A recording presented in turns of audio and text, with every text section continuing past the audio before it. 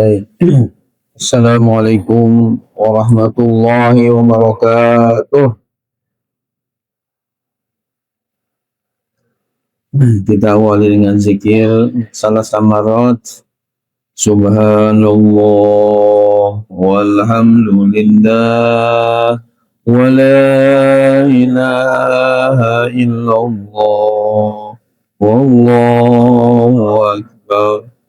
Subhanallah walhamdulillah wa la ilaha illallah wallahu akbar. Subhanallah walhamdulillah wa la ilaha illallah wallahu akbar. Alhamdulillah.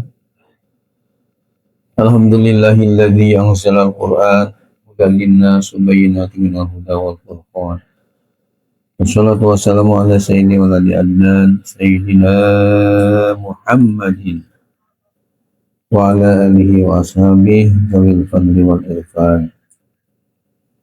Rabbi a'udzubika min hamazati syayatin wa bika rabbi ayyuhdurun. Subhanaka la ilma lana illa ma 'allamtana innaka antal alimul hakim. Rabbi shrah li sadri wa yassir li amri wahlul 'uqdatam min lisani yafqahu qawli, amma ba'd. Yang sama-sama kita hormati Bapak Ustaz Senggi yang saya muliakan, serta para ustaz-ustazah yang lainnya, juga para santri putra putri dari Sekolah Gunung Sindur.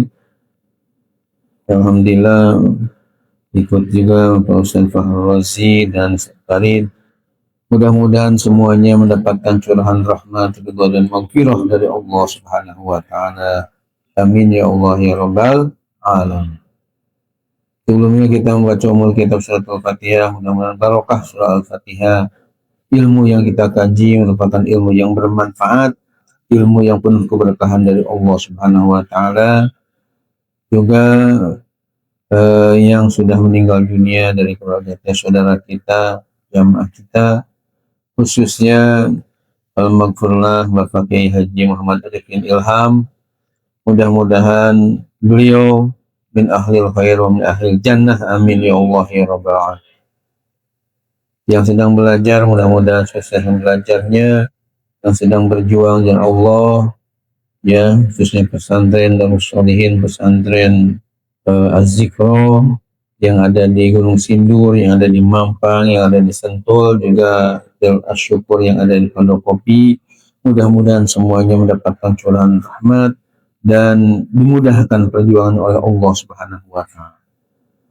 Dan masalah kita yang masih menderita di Palestina, di Gaza, di Lebanon, Yaman, tempat-tempat yang lain termasuk di Iran, ya, ada wartawan-wartawan yang ditangkap oleh Israel, mudah-mudahan segera dibebaskan kembali.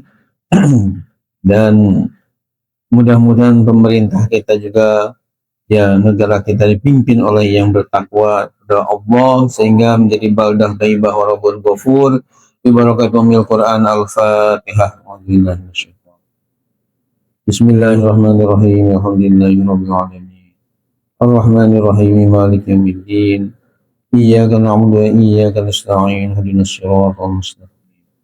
Shiratal ladzina an'amta 'alaihim ghairil maghdubi 'alaihim waladdallin. Amin ya Allah ya rabbal alamin.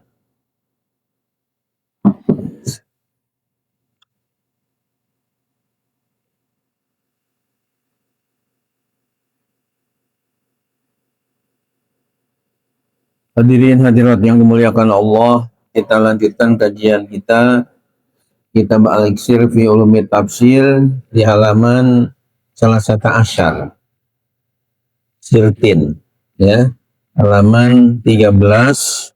Sekarang Fanahwiyu.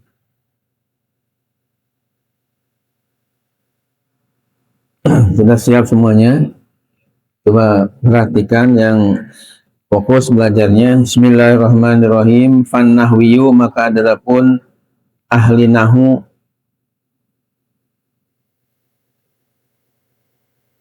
tarahu, kamu melihatnya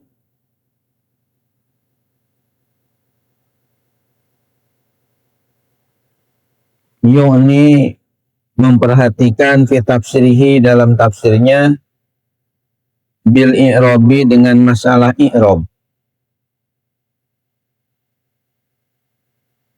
wa zikri ma yuhtamalu, dan menyebut apa yang bisa terjadi fizalika, dalam hal yang disebutkan, min aujuhin, dari bermacam-macam pendapat. Watarohu, dan kamu melihatnya, yunkilu, mengutip,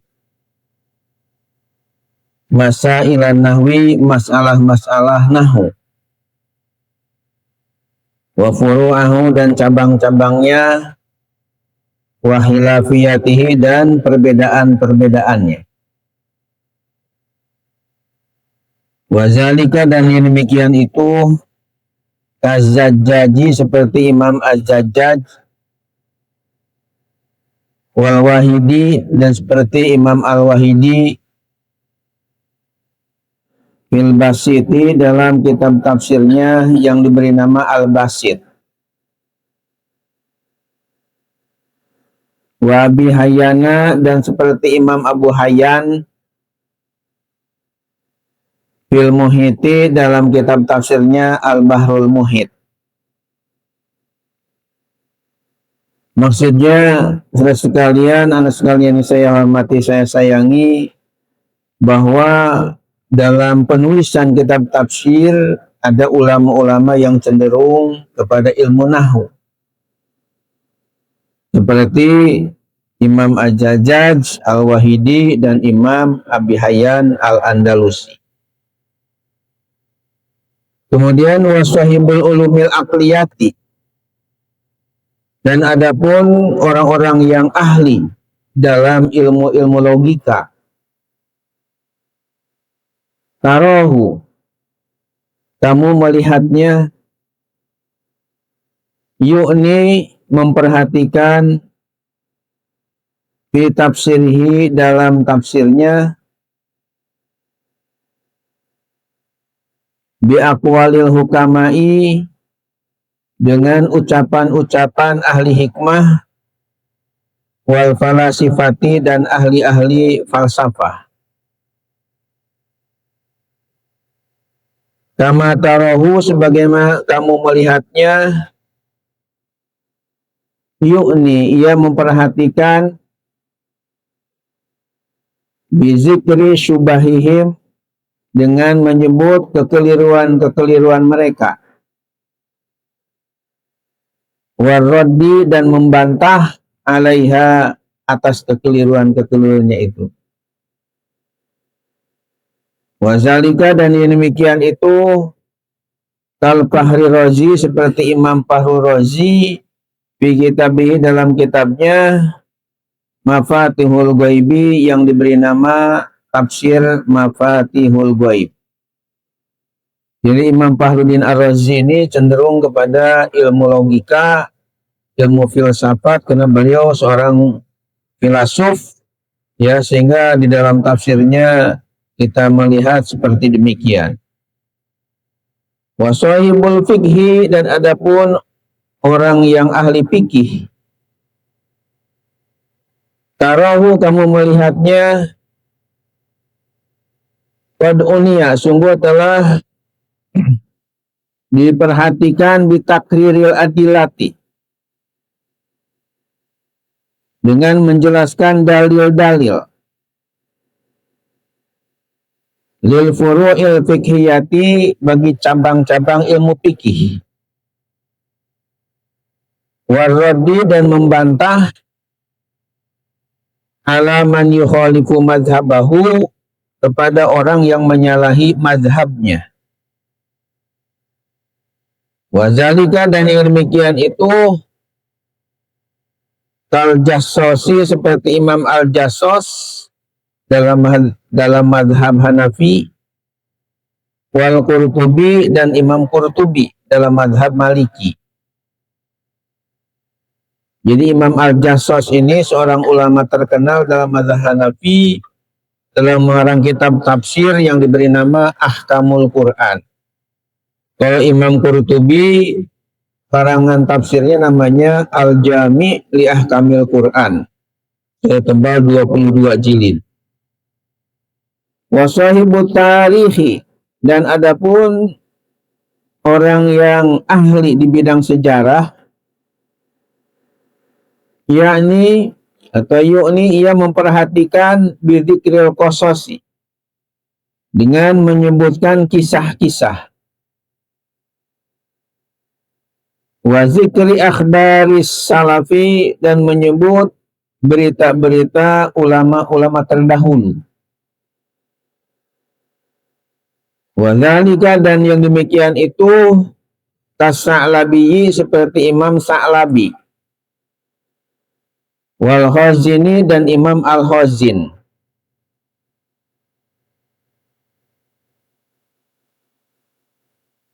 Imam As-Sa'labi dan Imam Al-Khazin cenderung dalam tafsirnya mengungkap kisah-kisah.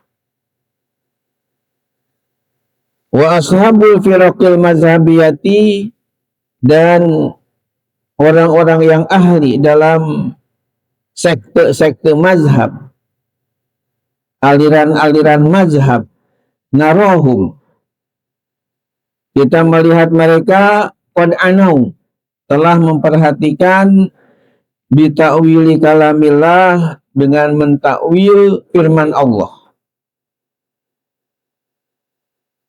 wa tanzilihi ala madzahibihim, dan menempatkannya sesuai dengan mazhab mereka. Ar-Rumani, seperti Imam Ar-Rumani, wal Jubai, dan Imam Jubai, wal Qadi Abdul Jabbar, dan Qadi Abdul Jabbar, wa Zamahsyari, dan Imam Zamahsyari, minal Mu'tazilati, dari kalangan ulama Mu'tazilah,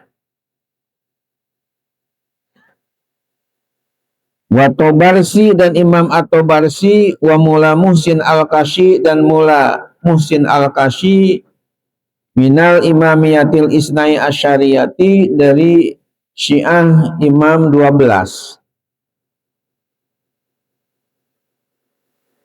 Wa ashabu tasawufi, dan adapun orang-orang yang ahli di bidang tasawuf, qasadu, mereka telah bermaksud, ila nahiyati targibi wa tarhibi, kepada arah targib, memberi ungkapan yang menyenangkan, wa tarhibi, dan ungkapan yang menakutkan. Wastihrajul ma'anil isyariyati, dan mengeluarkan makna-makna berupa isyarat, minal ayatil qur'aniyati, dari ayat-ayat Al-Quran. Ibnul Arabi, seperti Ibnu Arabi, wa Abi Abdurrahman As-Sulami, dan Abi Abdurrahman As-Sulami.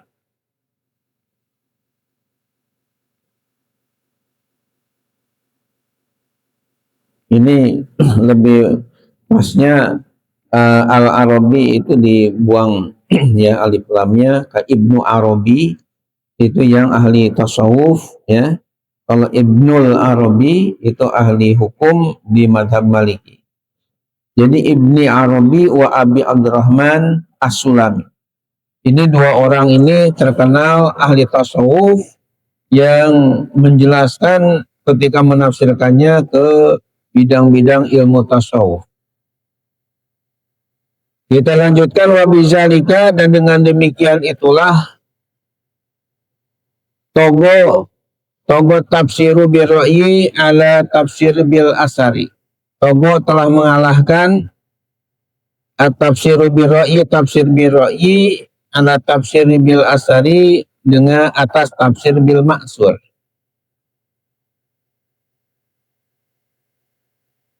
Wa tadarraja tafsiru, dan bertahap tafsir Al-Quran fil usuril mutatabi'ati pada masa-masa yang berturut-turut ala hadan namti atas sifat seperti ini.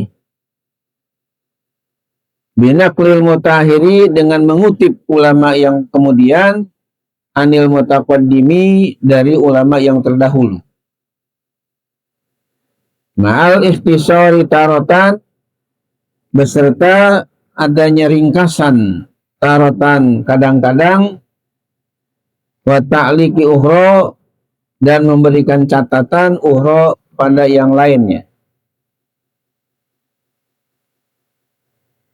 Hatta zaharat, sehingga nampak anmatun jadidatun, ciri-ciri khas yang baru tafsiril mu'asiri, pada tafsir modern. Haitsu anna, sekiranya telah memperhatikan ba'dul mufassirina, sebagian ahli-ahli tafsir, bihajatil asri, dengan keperluan-keperluan di masa sekarang. Wa tanawalu fi tafasirihim al-kashfa, dan telah menjangkau dalam penafsiran-penafsiran mereka al-kashfa, kepada mengungkap amma tadammanahul Qur'anul Karimi, Al-Quranul Karimu, dari apa yang terkandung dalam Al-Quran yang mulia. Min ususil hayatil ijtimaiyati, dari dasar-dasar kehidupan kemasyarakatan. Wa mabadi'i tashri'i, dan merupakan pondasi-pondasi dalam syariat hukum Islam. Wa nadhariyatil ulum, dan pandangan-pandangan keilmuan, katafsiril jawahiri, seperti tafsir al-jawahir, wa tafsiril manari, dan tafsir al-manar, wa zilali, dan tafsir fi zilalil Quran. Ini tafsir-tafsir ini disebutnya tafsir modern, yang banyak kebutuhan masyarakat bisa terobati dengan mengkaji tafsir-tafsir ini. Al-Jawahir ini dikarang oleh Imam Tontawi Jauhari dari Mesir. Tafsir Al-Manar dikarang oleh Imam Muhammad Abduh, kemudian keburu wafat sampai surah An-Nisa, dilanjutkan oleh muridnya Muhammad Rashid Ridho. Kemudian kalau Zilal ini fi Zilalil Quran, dikarang oleh imam namanya Sayyid Qutub, ya, fi Zilalil Quran, nama lengkap tafsirnya. Ini adalah tafsir-tafsir al-asri atau modern. Kita sedikit lagi at-tafsirul maudhu'i, tafsir tematik. Bijanibi tafsiril amilil Quran, di samping ada tafsir secara umum bagi Al-Quran. Fi usuri tadwini, pada masa-masa pembukuan. Kana yasira tafsir al-maudhu'i fi mabahis khasah, adalah sedikit tafsir tematik dalam pembahasan-pembahasan secara khusus. Fablu Qayyimi, maka Imam Ibnu Qayyim, masalah contohnya, afroda, ia telah menghususkan kitaban, sebuah kitab, min mu'allafatihi, dari sekian karya-karya ilmiahnya, lil kalami, untuk berbicara, an aksamil Qur'ani, dari sumpah-sumpah Al-Quran. Samahu, beliau telah menamainya At-Tibyana fi Aksamil Quran, kitab At-Tibyan fi Aksamil Quran, penjelasan dalam menerangkan sumpah-sumpah dalam Al-Quran. Wa Abu Ubaidah dan Imam Abu Ubaidah afroda telah menghususkan kitaban sebuah kitab fi mufradatil Qur'ani dalam kosakata Al-Qur'an. Wa Abu Ja'farin An-Nahasu dan Imam Abu Ja'far An-Nahas afroda telah menghususkan kitaban sebuah kitab fin nasihi wal mansuhi minal Qur'ani dalam menerangkan ayat nasih dan mansuh dari Al-Qur'an. Nasih artinya ayat yang menghapus, mansuh ayat yang hukumnya telah dihapus. Minal Qur'ani dari Al-Qur'an.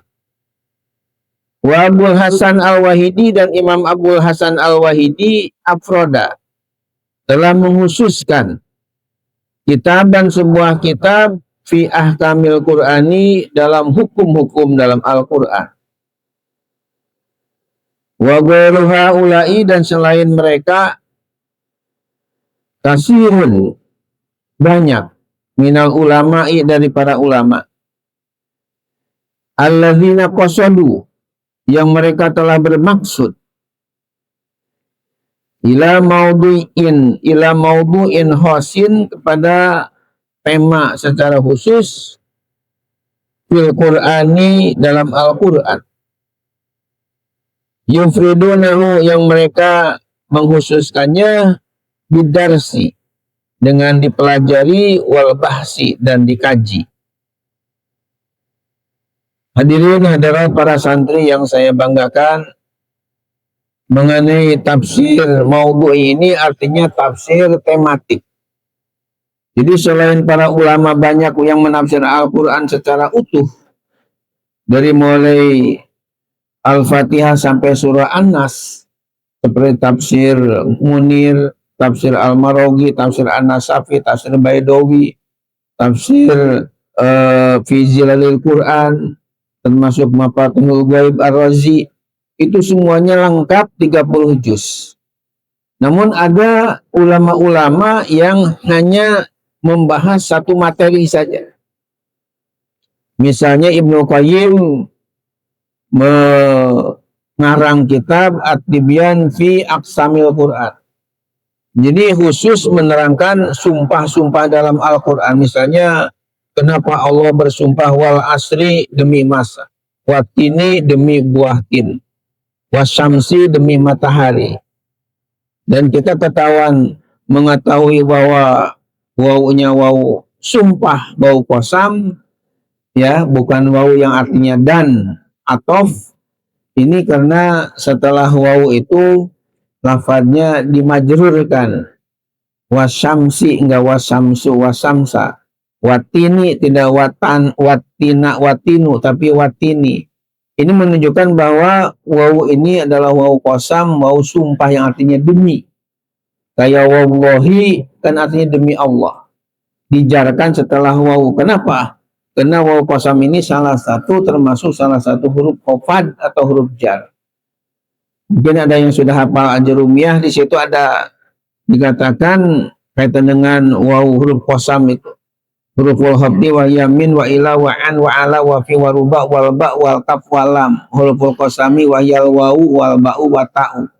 Jadi wawu itu termasuk huruf qasam yang menjarkan. Di dalam Alfiyah Ibnu Malik, ya, kalau di Jurumiyah tadi 9 huruf jar ditambah 3 huruf qasam menjadi 11. Kalau di kitab Alfiyah Ibnu Malik itu sampai 20 huruf jar, itu lebih dirinci lagi. Kata Imam Ibnu Malik dalam Alfiyahnya, hatta huruf al jari wa yamin ila hatta wala ada hasyafi'an ala mudmunduru ba lamu ke wawun wata wal kapu wal ba wala ala wa mata. Jadi wawun itu termasuk huruf jar. Nah, jadi ada yang menjelaskan khusus masalah sumpah. Ada yang membahasnya masalah nasih dan mansuh. Ada yang membahasnya khusus dalam mufradat Al-Quran kosakata. Ada yang khusus masalah hukum-hukum. Itu semuanya adalah namanya tafsir maudhu'i atau tafsir tematik. Insya Allah nanti kita akan lanjutkan ke aqsamu tafsir, pembagian tafsir. Insya Allah. Dari kajian tadi kesimpulannya ada yang ahli nahu cenderung menafsirkan nahu. Ada ahli fikih, ahli tarikh, sejarah, ahli tasawuf, ya, ahli filsafat dan sebagainya, biasa sesuai dengan keilmuannya dalam menafsirkan Al-Quran cenderung kepada ilmu yang dimilikinya. Termasuk yang terakhir, tafsir maudhu'i, pengertiannya tafsir tematik. Bahkan saya punya kitab namanya Al-Insan fil Quran, manusia dalam Al-Quran. Jadi khusus dibahas hanya manusia dalam Al-Quran bagaimana. Dikarang oleh Syekh Mahmud Abbas Al-Aqad dari Mesir. Itu Al-Insan fil Quran. Ada lagi misalnya Yusuf Qaradawi, ya, beliau asli dari Mesir tapi beliau tinggal di Qatar, wafatnya juga di Qatar. Beliau mengarang kitab yang kaitan dengan tafsir maudhu'i dengan judul As-Sabru fil Quran, sabar dalam Al-Quran. Ada dari Pakistan namanya Abul A'la Al-Maududi, itu mengarang kitab tafsir khusus maudhu'i, nama kitabnya Ar-Riba fil Quran, riba dalam Al-Quran. Ada yang mengarang Al-Libas fil Quran, pakaian dalam Al-Quran. Itu semuanya adalah masuk ke dalam tafsir maudhu'i. Insya Allah kita bahas nanti aqsamut tafsir, pembagian tafsir. Masih ada waktu untuk kita diskusi. Barangkali ada yang perlu ditanyakan, kami persilahkan.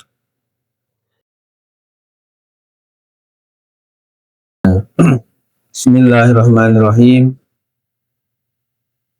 Ada 2 pertanyaan dan 3, yang karena yang kedua ini 2 pertanyaan. Jadi pertanyaan yang pertama, negara kita Indonesia ini katanya punya utang yang banyak, MM-an bahkan TT-an, yakni triliunan, bahkan mungkin ribuan triliun. Pertanyaannya, apakah nanti, tolong diperhatikan oleh para santri, putra khususnya, apakah nanti di akhirat ini kita rakyat Indonesia ini akan dihisab semua karena masalah dayanun, masalah utang piutang. Ini pertanyaan saya kira bagus untuk kita perhatikan karena masalah utang ini cukup berat di dalam agama Islam. Kenapa dikatakan cukup berat atau sangat berat? Nah, yang pertama, Rasulullah SAW sendiri mohon perlindungan kepada Allah daripada punya utang. Dalam doanya itu, dalam hadis Bukhari, diantaranya Allahumma inni a'udzubika minal ma'sam wal magdrom. Ya Allah, saya mohon perlindungan kepadamu daripada perbuatan dosa wal magdrom dan punya utang. Jadi Rasulullah sendiri mohon dilindungi oleh Allah, menunjukkan bahwa yang namanya utang ini adalah masalah berat, bukan masalah yang sepele, ya.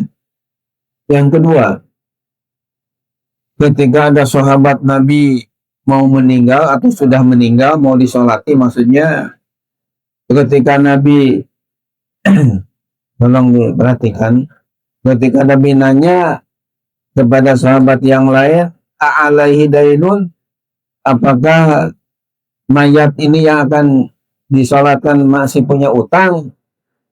Kata sahabat yang lain, na'am ya Rasulullah, ya Rasul punya utang.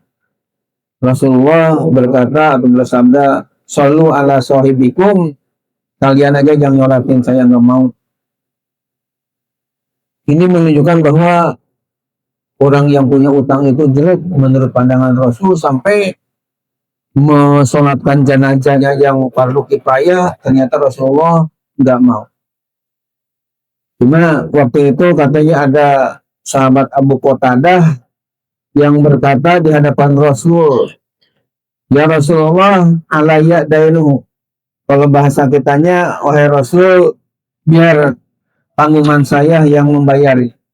Baru Rasulullah mau mensolatkan. Karena ada yang menjamin hutangnya akan dibayar oleh Imam Abu Allah sahabat Abu Qatadah. Yang intinya bahwa masalah utang ini bukan masalah yang ringan. Kemudian ada kisah lagi dalam hadis yang sahih. Datang sahabat Rasul kepada beliau, wahai Rasul, saya mau terjun ke medan perang untuk melawan orang-orang kafir. Kata sahabat tadi, apakah jika saya terbunuh dalam medan peperangan itu, apakah dosa-dosa saya dari mulai balik sampai saat ini akan dihapus oleh Allah, akan diampuni oleh Allah? Rasulullah menjawab, "Na'am, ya, akan dihapus kalau kamu perang kemudian terbunuh di medan perang." Begitu sahabat tadi falamma wala, setelah membelakangi Rasul mau pulang kembali lagi ke tempatnya oleh Rasulullah, kemudian da'ahu dipanggil. Kata Rasulullah kepada orang tadi, illadaina fa inna jibrila qolali zalik. Semua dosa kamu kalau kamu meninggal akan dihapus semua karena kamu mati syahid. Illadaina, kecuali hutang. Fa inna jibrila qolali zalik, karena malaikat Jibril barusan saja berkata kepada saya demikian. Akhirnya dia paham berarti dosa kaitan dengan utang piutang ini, walaupun dia mati syahid, tetap aja di akhiratnya akan dipertanggungjawabkan oleh ditanyakan oleh Allah Subhanahu wa Ta'ala. Nah, berkaitan dengan pertanyaan adik tadi, bagaimana kaitan dengan negara kita Indonesia yang berhutang ke luar negeri sampai ribuan triliun. Bahkan katanya kalau bayi juga sudah kebagian hutang kalau dibagi. Bapak hadirin yang hadirat yang dimuliakan Allah di atas sekalian, pertanyaan apakah semua rakyat ini nanti di akhirat oleh Allah akan dimintai pertanggungjawabannya? Karena ngeri juga kalau sampai kita sebagai rakyatnya punya utang Karena ada hadis riwayat Tirmizi yang saya baca di Riyadhus Shalihin, nafsul mu'min mu'allaqatun hatta yuqda dainuhu. Jadi jiwa seorang mukmin itu akan tergantung, belum diterima oleh Allah setelah meninggalnya, sehingga dibayarkan dulu utang. Ini kan repot sekali kalau setiap orang nanti beban utang yang luar biasa. Hadirin hadirat yang dimuliakan Allah, tentu yang menjadi berat masalah utang ini adalah pemimpin, katakanlah presiden atau ketua DPR atau ketua MPR yang ada kaitan dengan kebijakan berutang. Sementara kita rakyat ini kan sebenarnya nggak tahu apa-apa, tahu-tahunya sudah punya utang aja. Tentu nggak adil di akhirat nanti kalau kita rakyat kecil yang tidak tahu apa-apa disiksa oleh Allah gara-gara utang. Pasti yang mempertanggungjawabkan berat di akhirat itu yang membuat kebijakan-kebijakan dia untuk apa berutang. Kenapa sampai besar begitu utangnya, apalagi sampai kalau di map digelembungkan yang harusnya utangnya misalnya 100 miliar ini menjadi 120 miliar. Ini yang 20 miliarnya kemana? Dikorupsi. Dan sebenarnya ini yang akan mempertanggungjawabkan yang berat. Makanya jadi presiden juga bukan hal yang sepele, bukan enak-enakan aja di dunia pakai fasilitas mobil yang bagus, ya gedung dan sebagainya, tapi di akhirat tanggung jawabnya sangat berat sekali.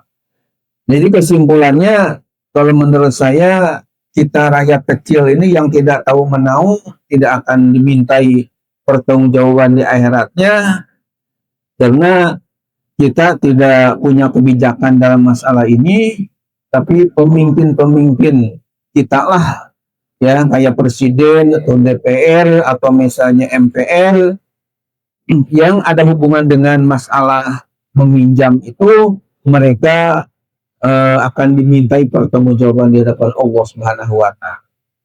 Nauzubillah min zalik. Kemudian selanjutnya mengenai masalah bagaimana kaitan dengan mengqadha salat tahajud, ya. Ini di dalam kitab Sifrus Sa'adah yang dikarang oleh Syekh Al-Fairuzabadi namanya, itu ada keterangan bahwa Rasul pernah mengqadha ya salat tahajud.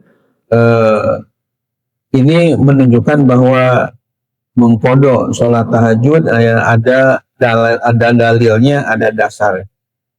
Demikian juga mengenai mengqadha salat sunat fajar atau misalnya salat sebelum subuh, kan itu pahalanya luar biasa. Dalam hadis dikatakan raqatal fajr khairun minad dunya wa ma fiha, dalam hadis Muslim. 2 rakaat salat fajar, yakni 2 rakaat setelah azan sebelum qomat, itu namanya salat sunat fajar. Itu kalau dilakukan pahalanya lebih baik daripada dunia beserta isi. Maka kalau misalnya kita mungkin ada kesiangan karena buang hajat dan sebagainya, sehingga menjadi datang ke masjid sudah qomat, ya, sehingga tidak keburu, itu bisa setelah salat subuh, apakah habis salat subuh atau setelah waktu duha, itu bisa diqadha karena ada hadisnya, ya, dari Nabi kita Muhammad Shallallahu Alaihi Wasallam. Dan mengenai masalah salat sunat fajar ini, saya sendiri sudah menyusun sebuah kitab khusus, judulnya Yang Benar dalam Amaliyah Salat Sunat Fajar. Di dalamnya tidak kurang 20 masalah yang saya bahas dengan dalil-dalil yang jelas dari Al-Quran, hadis, dan kitab aqwal ulama. Kemudian yang terakhir mengenai salat ba'diyah. Kemudian ketika seseorang salat ba'diyah zuhur misalnya, kemudian di belakang ada yang nepuk pundaknya untuk bermakmum kepada orang itu.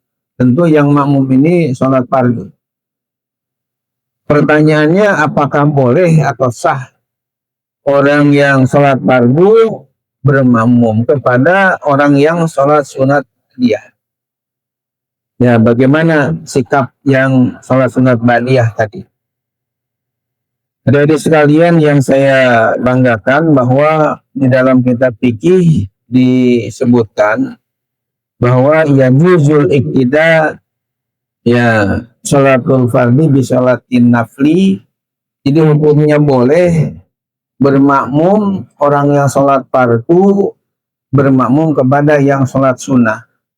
Seperti tadi ba'diyah kan sunnah, sementara yang nepuk berarti sholat zuhur, sholat fardu. Tapi dengan syarat bolehnya itu. Syaratnya apa? Syaratnya sholatnya itu harus al-muwafaqah. Sholatnya itu harus ada kesesuaian di dalam gerakan-gerakannya. Sebab ada yang sholat sunat, tapi gerakan-gerakan dengan makmum yang sholat di belakang itu tidak ada kesesuaian.